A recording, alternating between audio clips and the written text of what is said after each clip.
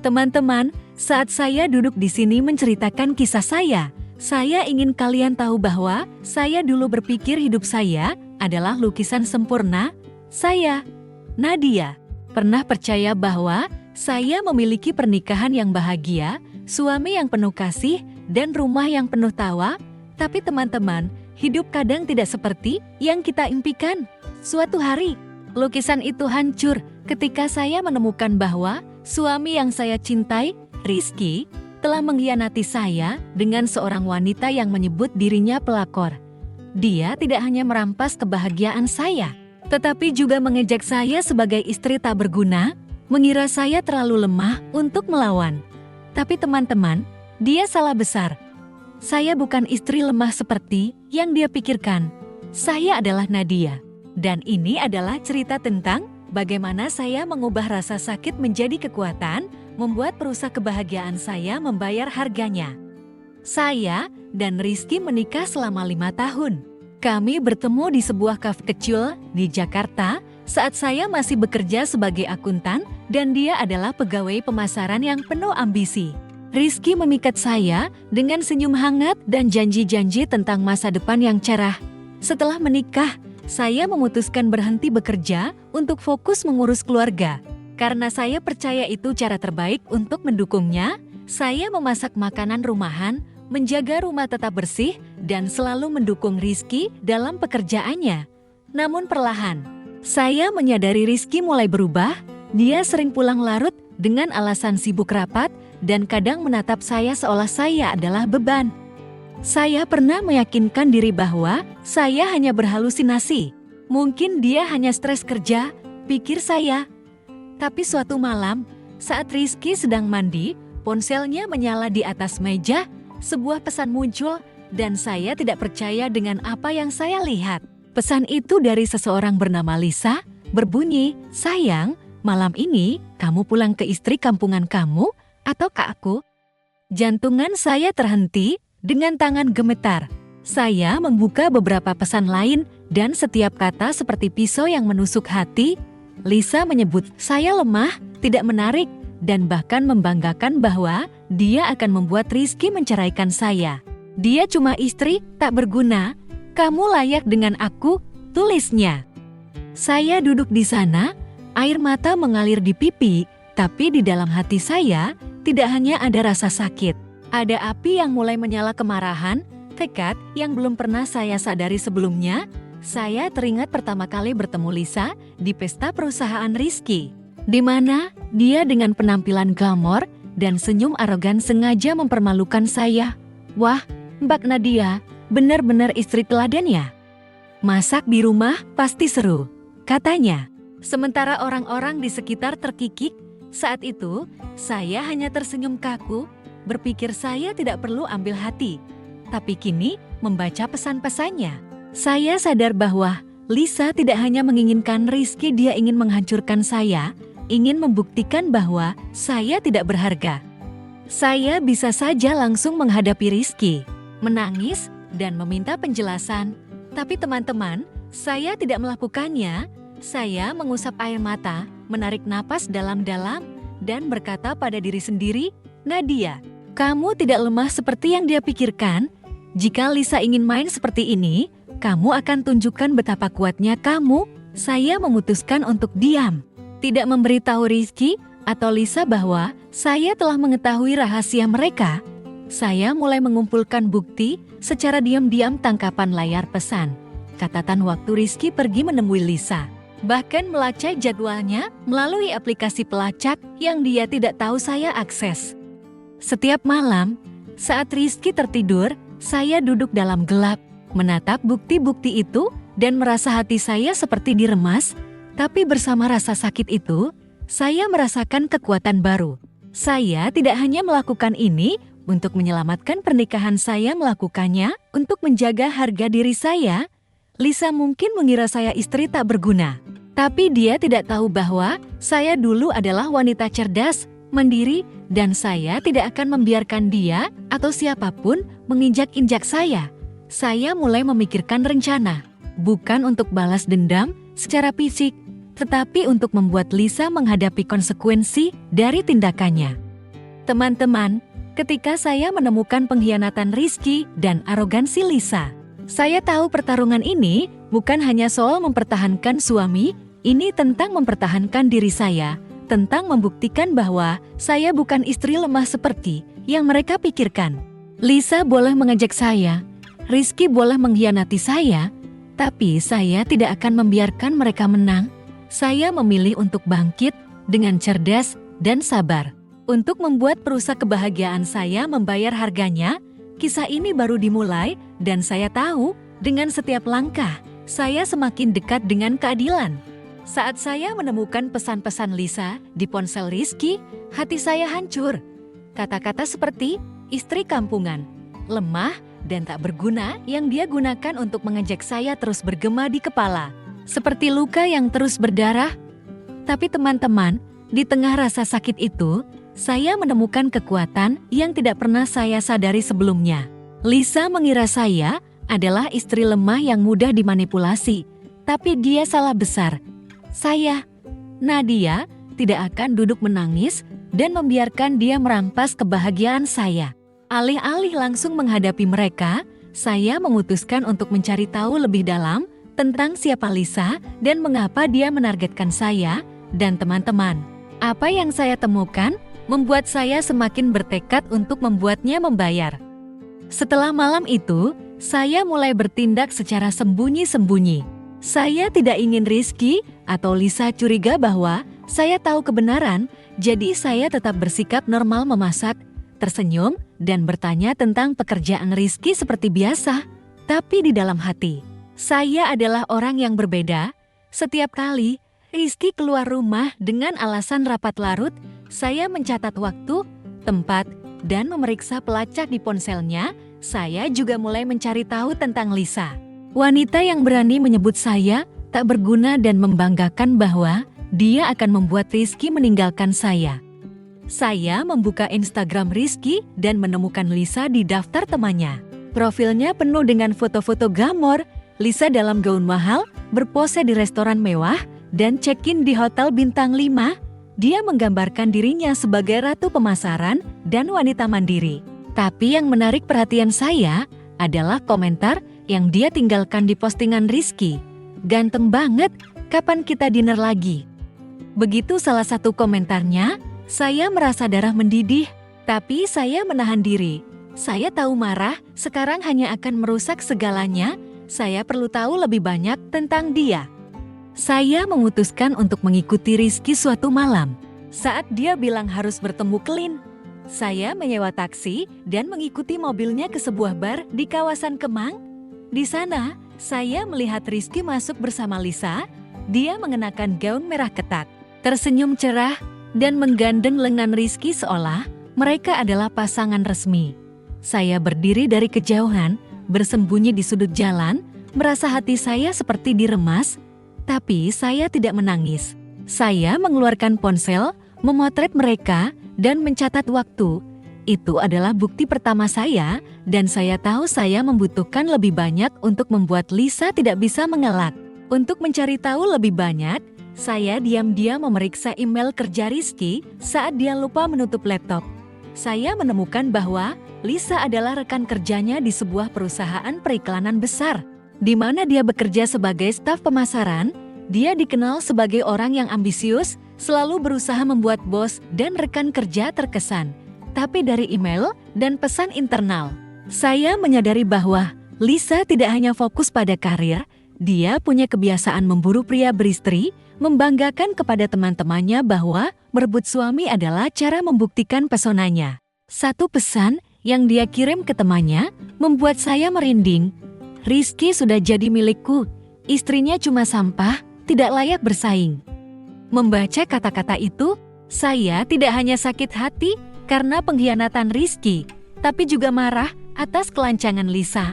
Dia tidak hanya menginginkan Rizky, dia ingin mempermalukan saya, membuktikan bahwa saya tidak berharga. Saya teringat saat bertemu dengannya di pesta perusahaan Rizky, dia sengaja mempermalukan saya di depan semua orang, menyebut saya istri yang cuma bisa masak. Saat itu, saya diam. Tapi kini, saya paham bahwa diam saya bukan kelemahan. Itu adalah kekuatan, kesabaran untuk menunggu waktu yang tepat. Saya mulai membuat brosur tentang Lisa. Saya menyimpan setiap pesan, foto, dan informasi yang saya temukan dari media sosialnya. Saya bahkan berpura-pura menjadi akun anonim untuk mengobrol dengan beberapa mantan rekan kerja Lisa, bertanya tentang dia. Salah satu menjawab, "Lisa, dia pandai menjilat bos, tapi semua tahu dia tidak bisa dipercaya. Dia pernah pacaran dengan pria beristri dan ketahuan." Detail ini hanya memperkuat tekad saya. Lisa bukan sekadar pelakor, dia adalah orang yang hidup dengan menginjak orang lain, dan saya tidak akan membiarkannya terus melakukan itu kepada saya. Teman-teman, saat saya menggali lebih dalam tentang pribadi Lisa, saya menyadari bahwa dia bukan hanya ancaman bagi pernikahan saya. Dia adalah simbol dari orang-orang yang berpikir mereka bisa menghancurkan kebahagiaan orang lain tanpa konsekuensi. Tapi saya, Nadia, tidak akan membiarkannya menang. Saya tahu untuk membuat Lisa membayar, saya butuh lebih dari sekadar bukti pribadi. Saya butuh rencana yang lebih besar, cara untuk membeberkan kebenaran di depan semua orang yang dia coba kesankan. Dan saya mulai memikirkan sebuah kesempatan, sebuah acara besar di mana Lisa tidak bisa lari dari tindakannya sendiri. Saat saya menggali lebih dalam tentang Lisa, seorang pelakor yang arogan, ambisius, dan siap menginjak orang lain demi tujuannya, saya sadar bahwa menghadapinya sendirian tidak akan mudah. Lisa bukan hanya ancaman bagi kebahagiaan keluarga saya, tetapi juga seorang manipulator ulung yang pandai menyembunyikan jejaknya. Tapi teman-teman, saya, Nadia, bukan orang yang menyerah. Saya tahu untuk membuatnya membayar, saya butuh lebih dari sekadar bukti pribadi. Saya butuh sekutu, orang-orang yang juga ingin melihat Lisa menghadapi konsekuensi. Dan secara tak terduga, saya menemukan mereka, orang-orang yang juga pernah dikhianati oleh Lisa. Kisah saya mulai berubah dari seorang istri yang tersakiti menjadi seorang wanita cerdas, bertekad, dan didukung oleh kekuatan kolektif. Semuanya dimulai pada suatu sore saat saya duduk di sebuah kafe kecil untuk merapikan brosur tentang Lisa. Saya sudah punya foto, pesan, dan informasi dari media sosialnya, tapi saya tahu untuk mengalahkan Lisa, saya butuh rencana yang lebih besar. Saat tenggelam dalam pikiran, saya tanpa sengaja mendengar suara yang familiar dari meja sebelah.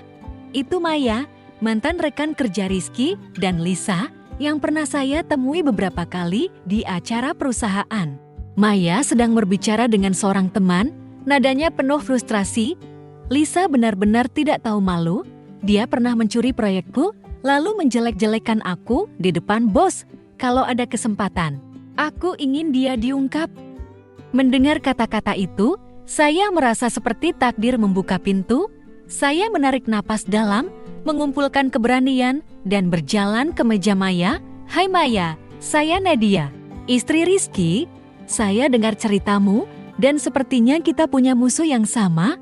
Maya menatap saya, awalnya terkejut, tapi matanya berbinar saat saya menceritakan apa yang Lisa lakukan, dari perselingkuhannya dengan Rizky hingga ejekannya bahwa saya istri tak berguna. Maya mengangguk, suaranya penuh kemarahan.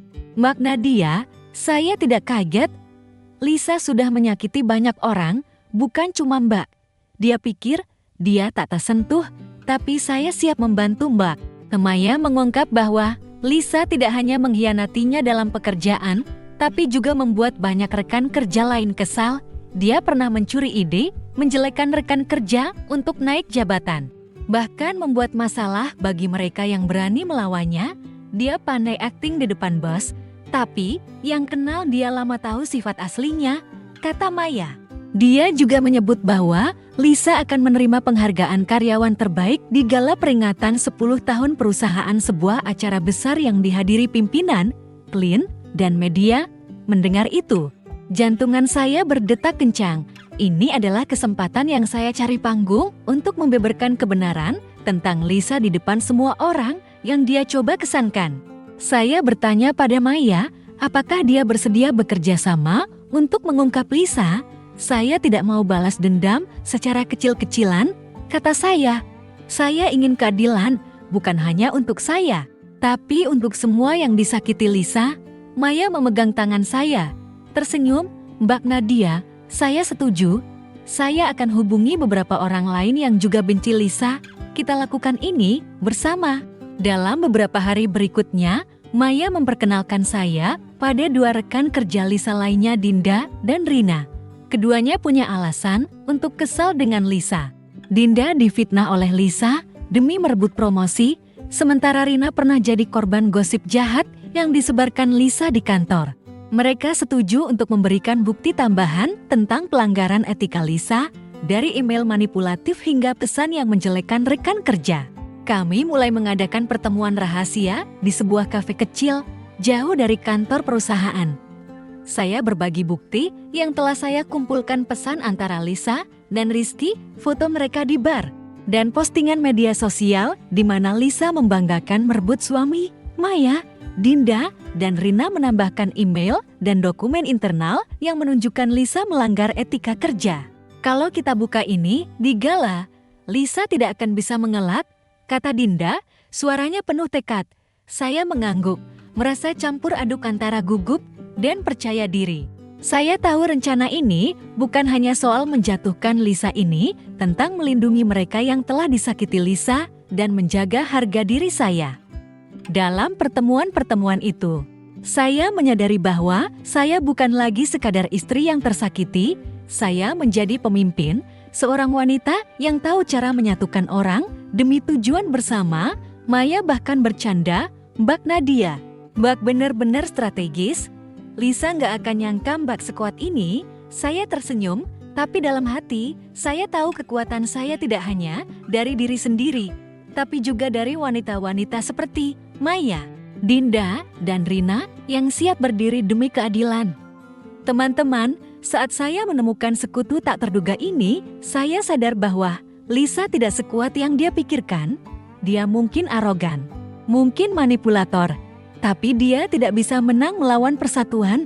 Bersama Maya, Dinda, dan Rina, saya mulai membangun rencana untuk membuat Lisa menghadapi kebenaran di gala perusahaan.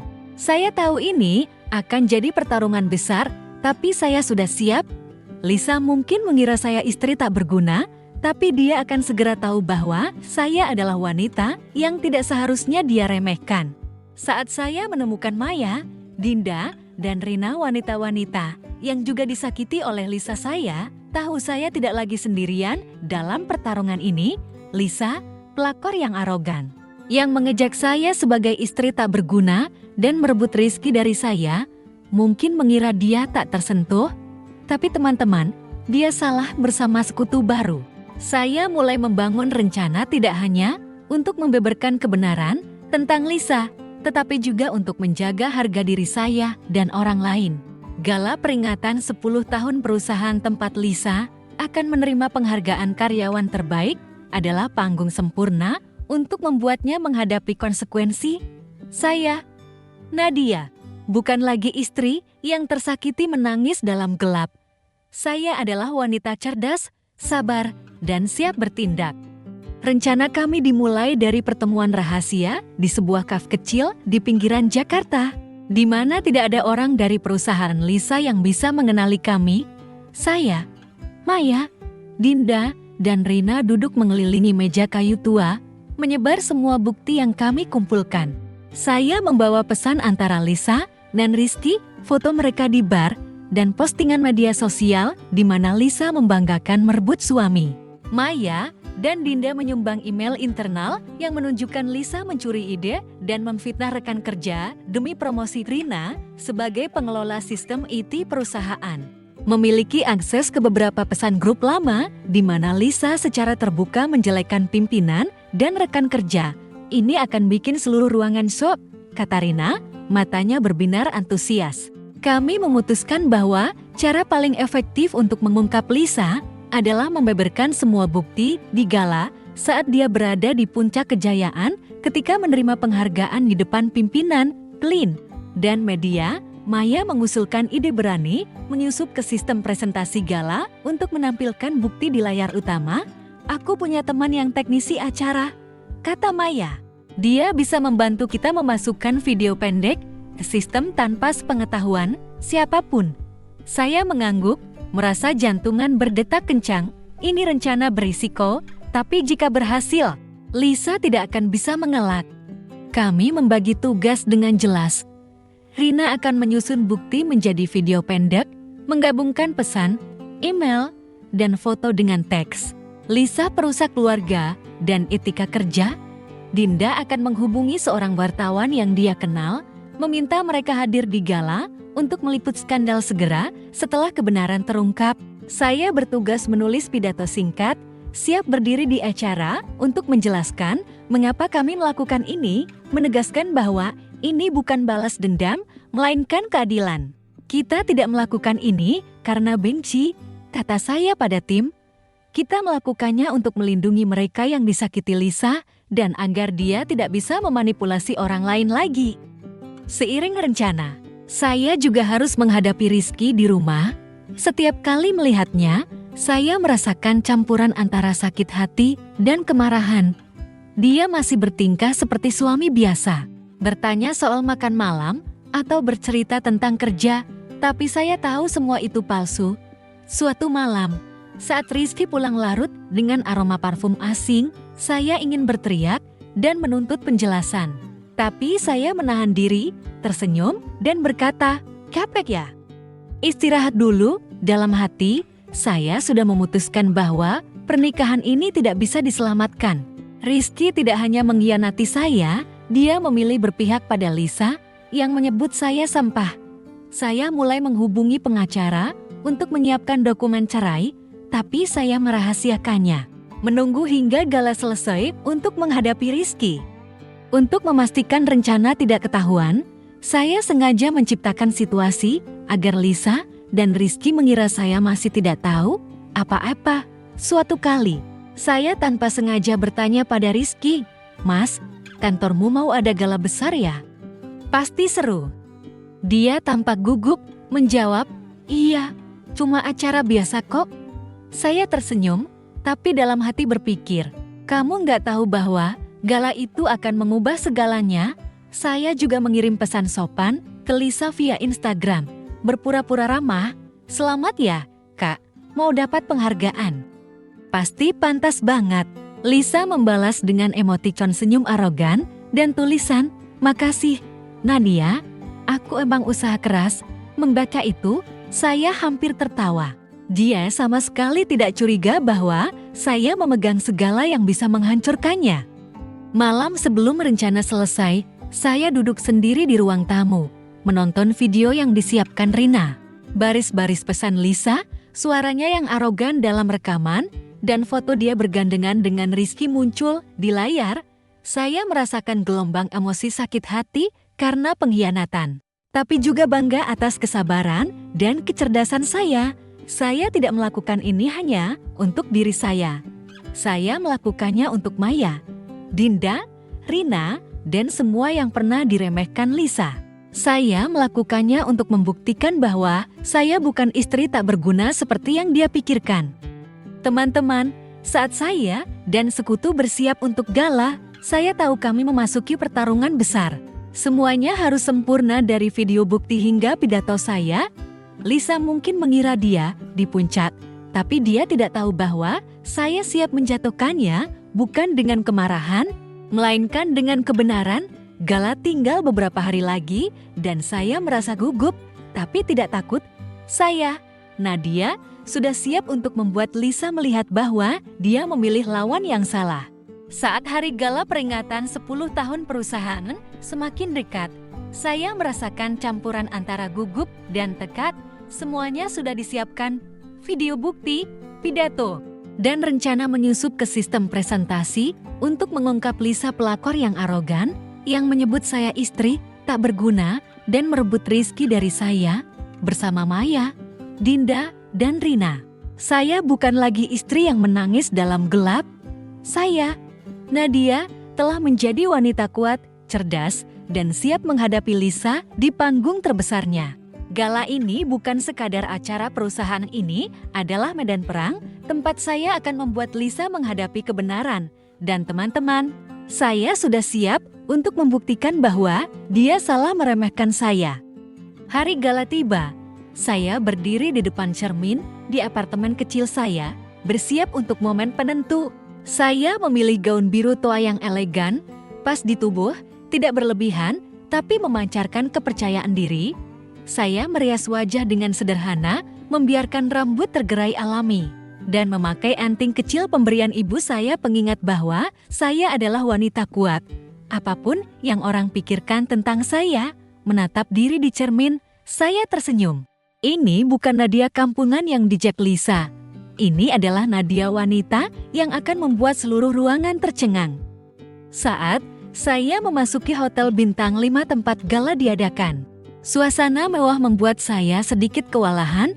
Papan-papan berkilau menyambut 10 tahun kesuksesan, para karyawan dalam setelan rapi, dan musik jazz lembut mengalun dari band live. Saya melihat Rizky berdiri di sudut lobi, mengobrol dengan beberapa rekan kerja, sama sekali tidak tahu bahwa saya ada di sini dengan rencana yang akan mengubah segalanya. Saya sengaja menghindarinya. Tidak ingin dia curiga sebelum kebenaran terungkap. Tapi lalu, saya melihat Lisa. Dia mengenakan gaun kuning mencolok, menarik semua perhatian, dan berjalan dengan senyum arogan seolah dia menguasai dunia. Lisa melihat saya dari kejauhan dan mendekat, nadanya penuh sindiran. "Wah, Nadia, ngapain datang ke sini? Mau lihat aku terima penghargaan? Di rumah pasti bosan ya?" Orang-orang di sekitar terkikik dan saya merasa darah mendidih. Tapi saya menahan diri, tersenyum tipis dan menjawab, "Selamat ya, Kak Lisa. Aku cuma datang buat dukung." Dia mengangkat alis, jelas tidak menduga saya begitu tenang, lalu berbalik dengan tatapan merendahkan, melihat punggungnya. Saya berpikir, tersenyumlah. "Lisa, ini akan jadi senyuman terakhirmu malam ini." Saya segera menemui Maya, Dinda, dan Rina di tengah kerumunan. Mereka sudah ada di sana, masing-masing menjalankan peran. Maya mengonfirmasi bahwa teman teknisinya telah memasang video bukti ke sistem presentasi, siap diputar setelah Lisa naik menerima penghargaan. Dinda berbisik bahwa wartawan yang dia hubungi sudah duduk di barisan media, dengan kamera siap merekam setiap momen. Rina, dengan wajah tegang tapi penuh tekad, berkata, "Aku baru cek sistem. Semua sempurna, tinggal tunggu waktu yang tepat, video akan jalan." Saya memegang tangan mereka, merasakan kekuatan persatuan. "Terima kasih, kalian," kata saya. "Hari ini bukan cuma buat aku. Ini buat kita semua." Saat gala dimulai, saya duduk di sudut yang tersembunyi, mengamati segalanya. Pimpinan perusahaan berpidato, para tamu bertepuk tangan, dan suasana semakin meriah. Saya melihat Lisa duduk di barisan depan, terus-menerus merapikan gaun dan memeriksa ponsel, jelas menikmati perhatian. Rizky duduk beberapa kursi darinya. Sesekali meliriknya dengan senyum yang dulu, saya kira hanya untuk saya. Melihat mereka, saya tidak lagi merasa sakit hati. Sebaliknya, saya merasa jelas, saya tidak membutuhkan Rizky. Dan saya pasti tidak butuh pengakuan Lisa. Yang saya butuhkan adalah kebenaran, dan itu akan segera terungkap. MC Gala akhirnya mengumumkan kategori karyawan terbaik. Nama Lisa disebut, dan seluruh ruangan bertepuk tangan saat dia melangkah ke panggung, tersenyum cerah seperti bintang. Dia memulai pidatonya, mengucap terima kasih pada bos, rekan kerja, dan orang-orang yang menginspirasinya dengan nada pura-pura yang saya kenali dengan baik. Saya melirik Maya, Dinda, dan Rina. Mereka mengangguk pelan saatnya tiba. Saya menarik napas dalam, merasa jantungan berdetak kencang, tapi bukan karena takut. Itu adalah kegembiraan dari seseorang yang tahu keadilan akan segera ditegakkan.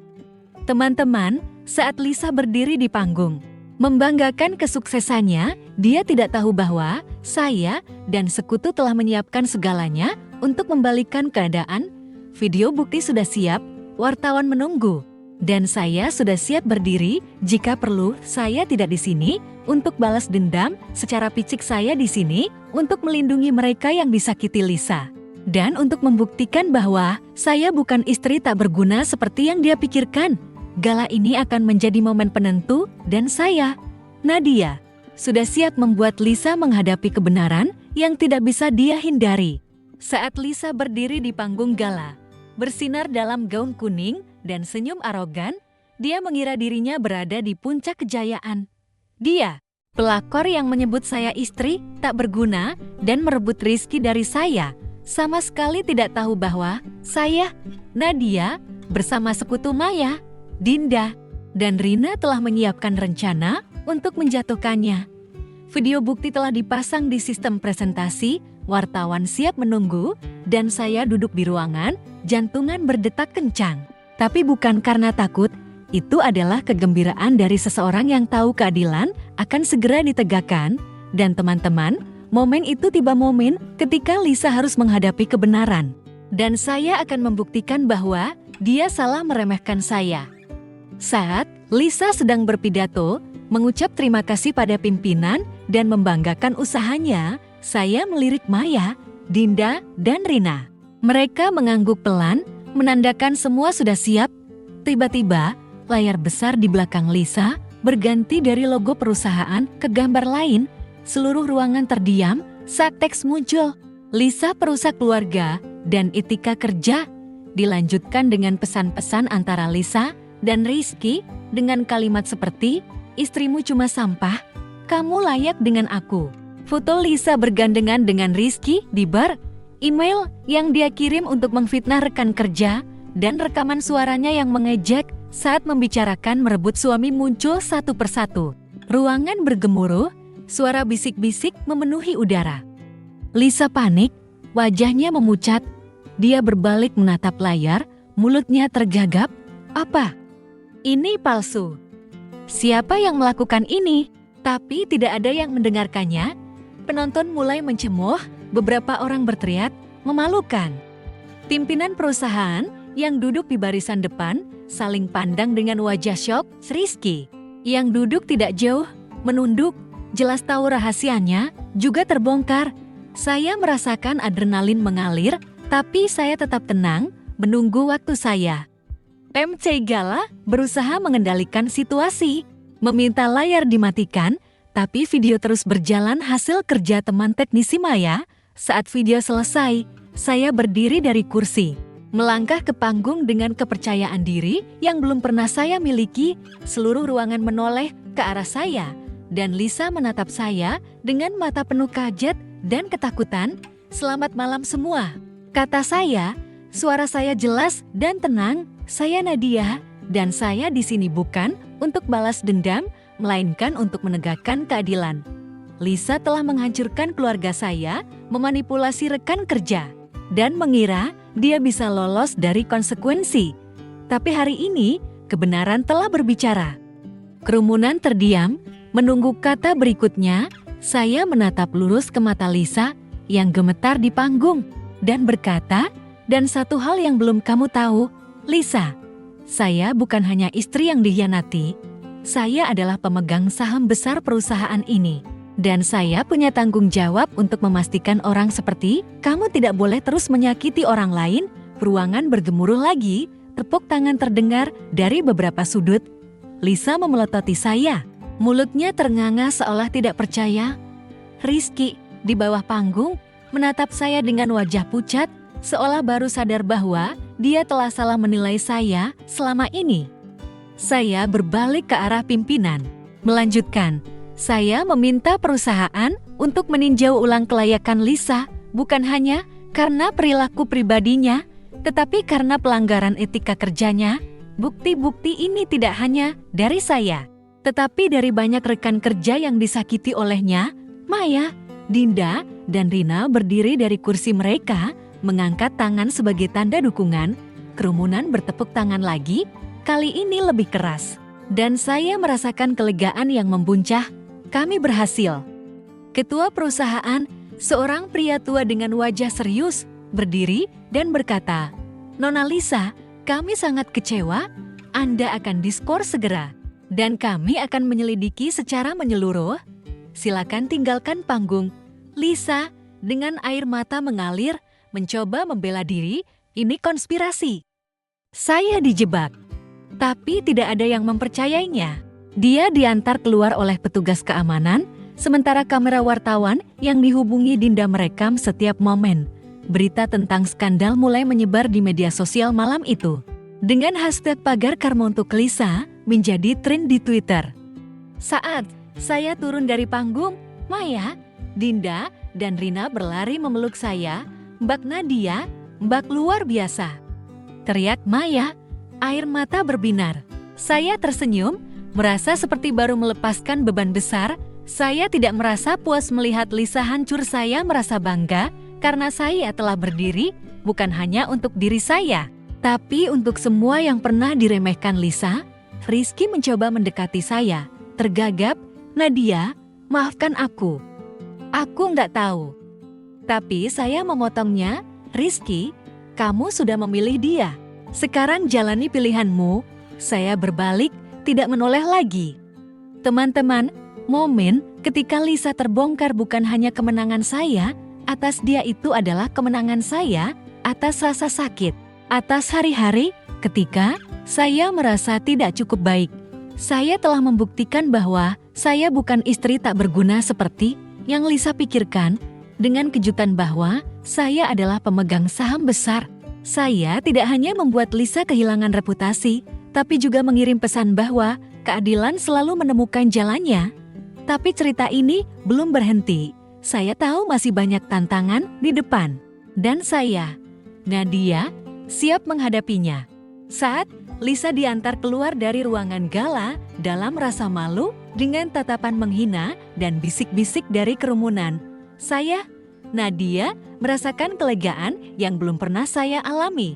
Lisa pelakor yang arogan, yang menyebut saya istri tak berguna dan mencoba merebut Rizky dari saya, telah menghadapi kebenaran. Video bukti persatuan saya dengan Maya, Dinda, dan Rina, serta kejutan bahwa saya adalah pemegang saham besar perusahaan, telah membuatnya kehilangan segalanya, reputasi, pekerjaan, dan rasa hormat. Tapi teman-teman, cerita ini tidak hanya tentang Lisa. Rizky, suami yang mengkhianati saya, juga harus menanggung konsekuensi dari pilihannya. Dan saya memilih untuk melepaskan bukan karena lemah, melainkan karena saya tahu saya layak mendapatkan hidup yang lebih baik. Setelah gala, berita tentang skandal Lisa menyebar seperti api di media sosial. Hashtag pagar Karma untuk Lisa menjadi tren di Twitter dengan ribuan orang membagikan artikel dari wartawan yang dihubungi Dinda. Artikel-artikel itu menggambarkan secara detail perselingkuhan Lisa, cara dia memanipulasi rekan kerja, dan kehancurannya di panggung gala. Perusahaan secara resmi memecat Lisa setelah penyelidikan singkat yang mengonfirmasi pelanggaran etika kerjanya yang serius. Tidak ada perusahaan periklanan di Jakarta yang mau menerimanya. Setelah skandal ini, saya dengar Lisa pindah ke kota lain, mencoba memulai hidup baru. Tapi reputasinya sudah hancur total. Seminggu setelah gala, Lisa mengirim pesan panjang melalui Instagram, penuh air mata dan permohonan. "Nadia, aku minta maaf. Aku nggak tahu aku salah sebesar ini. Tolong maafkan aku. Aku nggak punya apa-apa lagi." Membaca kata-kata itu, saya tidak merasa puas, juga tidak merasa kasihan. Saya hanya merasa tenang. Lisa telah memilih jalannya, dan kini dia harus hidup dengan konsekuensinya. Saya tidak membalas, sebaliknya, saya memblokir akunnya dan melanjutkan hidup. Saya tidak butuh permintaan maafnya, saya sudah merebut kembali harga diri saya, dan itu yang terpenting. Rizky, di sisi lain, adalah cerita berbeda. Setelah gala, dia pulang dengan wajah tirus, mencoba memohon ampun. "Nadia, aku salah," katanya. Suaranya gemetar. "Aku terbujuk Lisa, aku nggak tahu dia seburuk itu. Tolong, beri aku kesempatan." Mendengar itu, saya hanya tersenyum tipis. "Rizky, kamu nggak terbujuk," jawab saya. "Kamu memilih dia, memilih percaya bahwa aku sampah seperti yang dia bilang. Kamu nggak layak buat aku." Saya menyerahkan surat cerai yang sudah saya siapkan, memintanya menandatangani. Dia mencoba memohon, tapi saya tegas, "Kamu sudah menghancurkan kepercayaanku, sekarang biarkan aku jalani hidupku." Rizky menandatangani surat cerai dalam diam, tapi saya tahu dia tidak hanya kehilangan saya. Keluarganya yang selalu menyayangi saya berpaling darinya setelah tahu kebenaran. Teman dan rekan kerjanya berbisik di belakang, menyebutnya suami pengkhianat. Rizky mencoba mempertahankan posisinya di perusahaan, tapi tatapan sinis dari orang-orang membuatnya tidak nyaman. Saya tidak perlu melakukan apa-apa lagi, dia menuai akibat dari pilihan salahnya sendiri. Saat saya meninggalkan apartemen yang dulu kami tempati bersama, saya tidak menoleh ke belakang. Saya tahu saya sedang melangkah ke babak baru, babak tanpa Rizky atau Lisa. Perceraian tidak mudah. Ada malam-malam ketika saya terbaring sendiri, memikirkan hari-hari ketika saya mencintai Rizky. Percaya bahwa dia akan selalu jadi pria saya. Kenangan itu menyakitkan, tapi tidak lagi mengendalikan saya. Setiap kali merasa lemah, saya mengingat momen di gala saat saya berdiri di panggung, menatap mata Lisa dan mengatakan bahwa saya pemegang saham besar. Saya mengingat tepuk tangan dari ruangan, persatuan dengan Maya, Dinda, dan Rina, dan rasa bangga saat saya merebut kembali diri saya. Momen-momen itu mengingatkan saya bahwa saya lebih kuat dari yang pernah saya pikirkan. Maya, Dinda, dan Rina menjadi sahabat dekat saya setelah gala. Kami sering bertemu, tidak hanya untuk membicarakan Lisa, tapi untuk berbagi tentang hidup, mimpi, dan tantangan di depan. Mereka memanggil saya Ratu Keadilan, tapi saya hanya tertawa dan berkata, "Saya cuma Nadia, wanita yang belajar berdiri."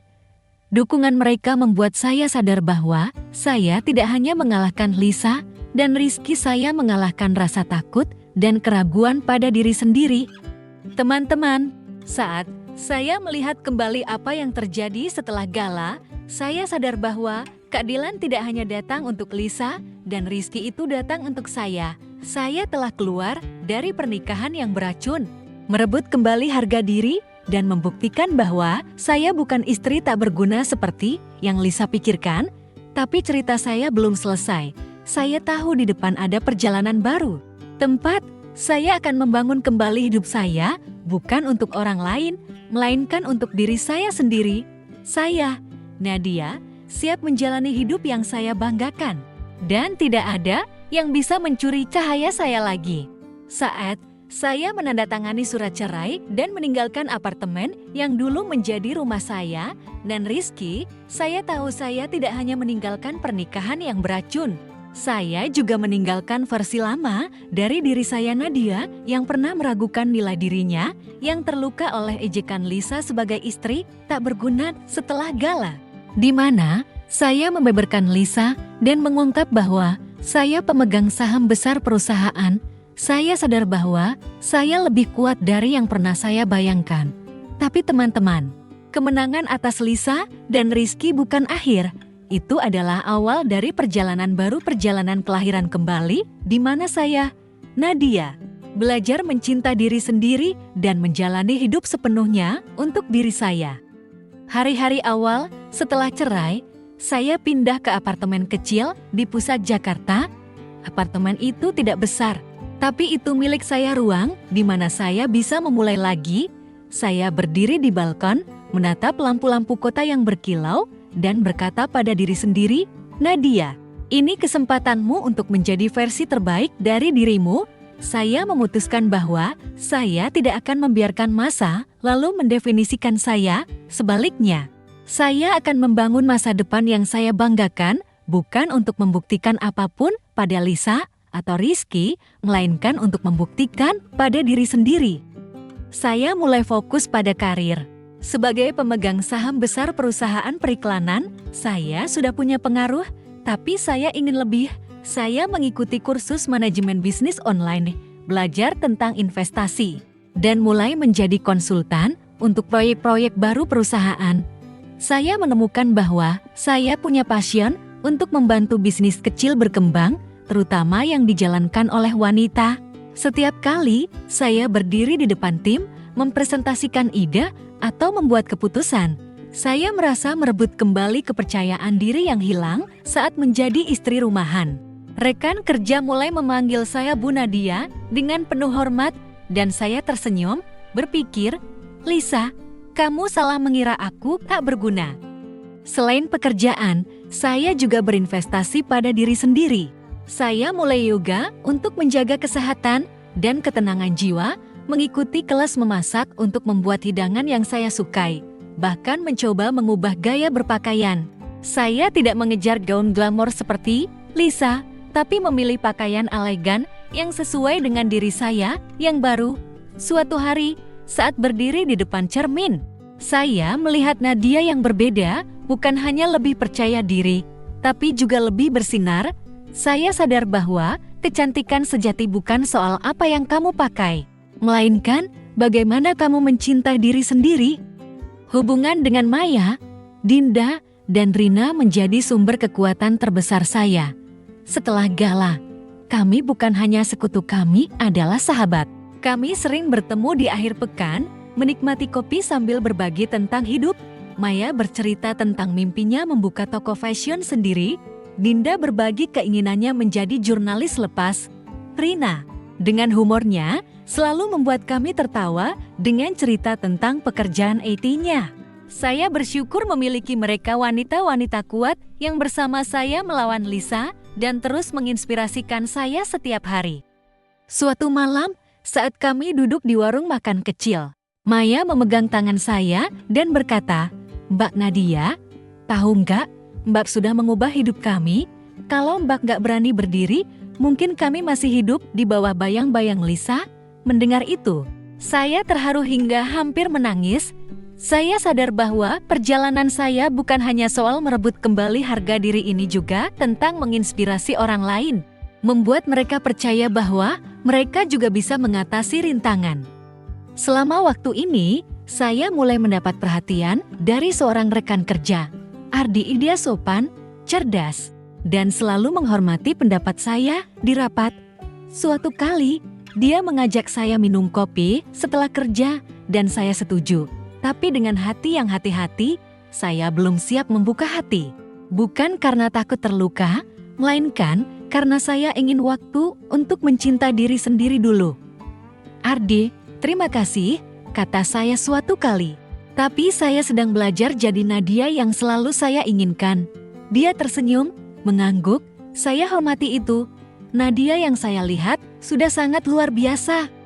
Teman-teman, saat saya melihat kembali bulan-bulan setelah perceraian, saya sadar bahwa saya tidak hanya bertahan, saya sedang bersinar. Saya telah mengubah rasa sakit menjadi motivasi, membangun karir yang saya cintai, dan menemukan kebahagiaan dalam hal-hal kecil, dari pagi dengan yoga hingga tawa bersama sahabat.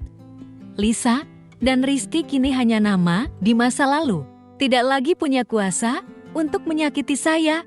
Saya, Nadia, telah belajar bahwa nilai diri saya bukan pada apa yang orang pikirkan, melainkan pada bagaimana saya memandang diri sendiri, dan saya tahu, ke depan saya akan terus bersinar, bukan untuk orang lain, melainkan karena saya layak.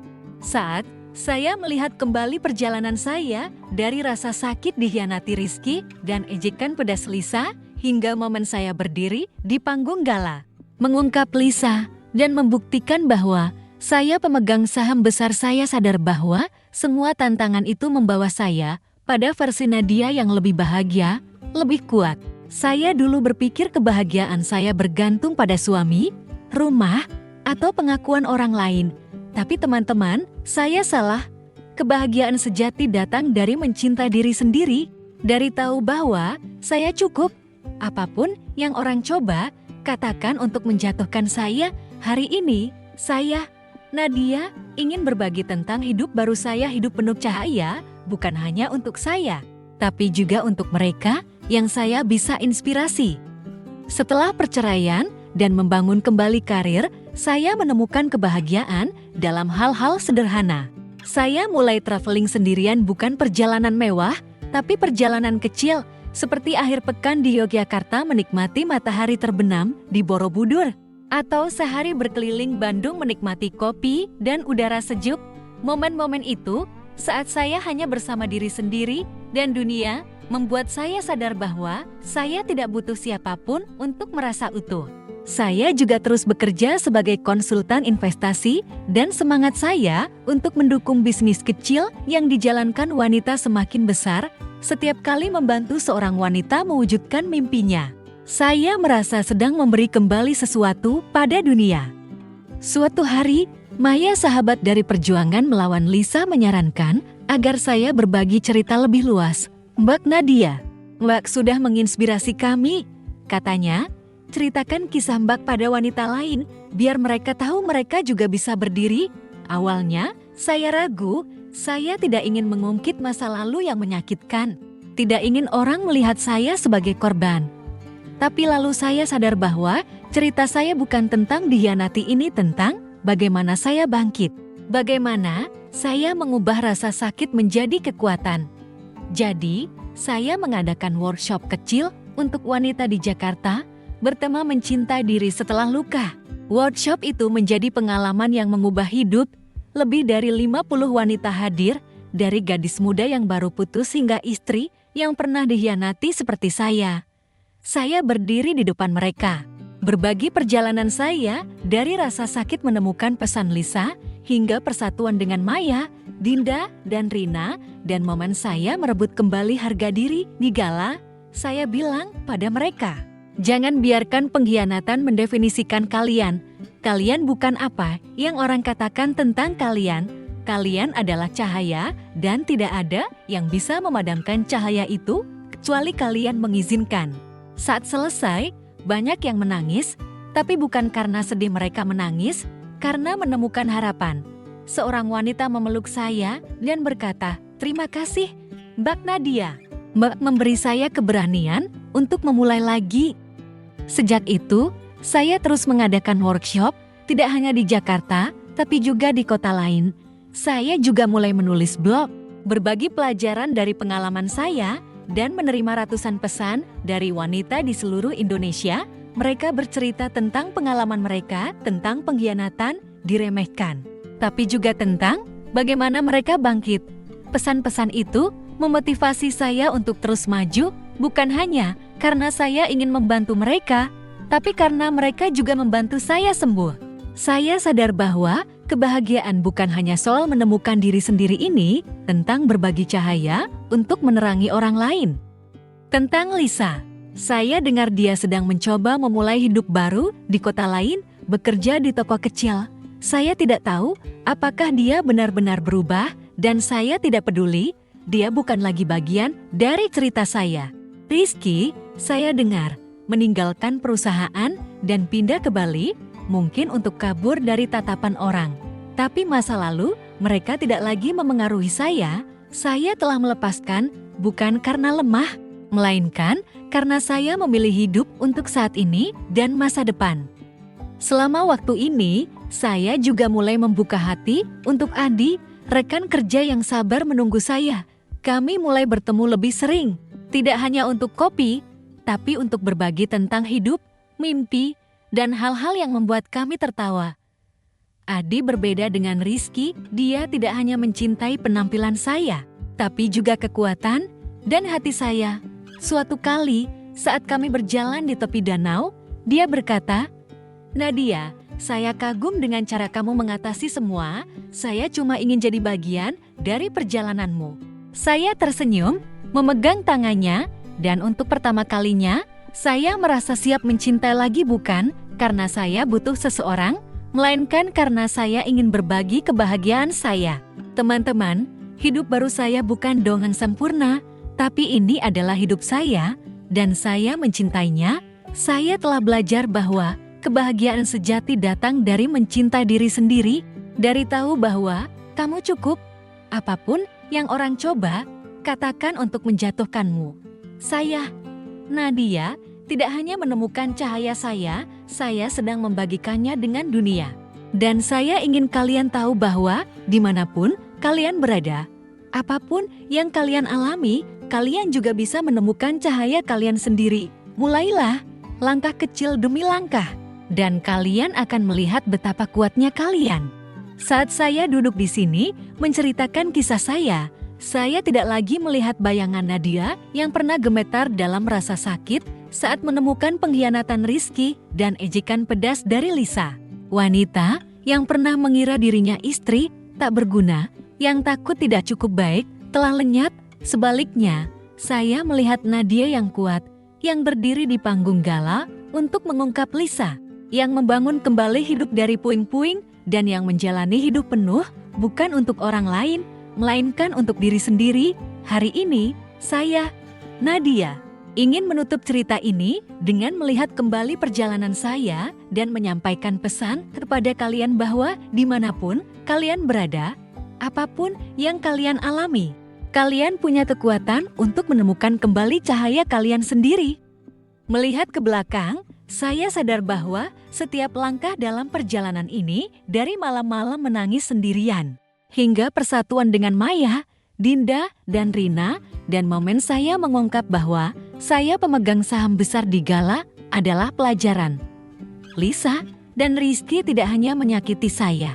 Mereka tanpa sengaja membantu saya menemukan kekuatan dalam diri. Jika tidak ada pengkhianatan mereka, mungkin saya masih hidup dalam cangkang seorang istri. Mengira kebahagiaan saya bergantung pada orang lain, tapi rasa sakit itu memaksa saya menghadapi diri sendiri, belajar mencintai diri, dan berdiri untuk menjaga nilai saya. Hidup saya kini adalah lukisan penuh warna. Saya terus mengadakan workshop untuk menginspirasi wanita di seluruh Indonesia, dari Surabaya hingga Medan. Setiap kali berdiri di depan ruangan, menatap mata wanita-wanita yang mencari harapan, hati saya penuh. Bahwa saya telah menjadi komunitas, tempat ribuan wanita berbagi cerita mereka, bukan hanya tentang luka, tapi tentang bagaimana mereka bangkit. Seorang wanita menulis kepada saya, "Mbak Nadia, berkat Mbak, saya berani meninggalkan suami yang kasar. Saya sedang belajar mencinta diri sendiri, hari demi hari." Pesan-pesan seperti itu adalah hadiah terbesar bagi saya.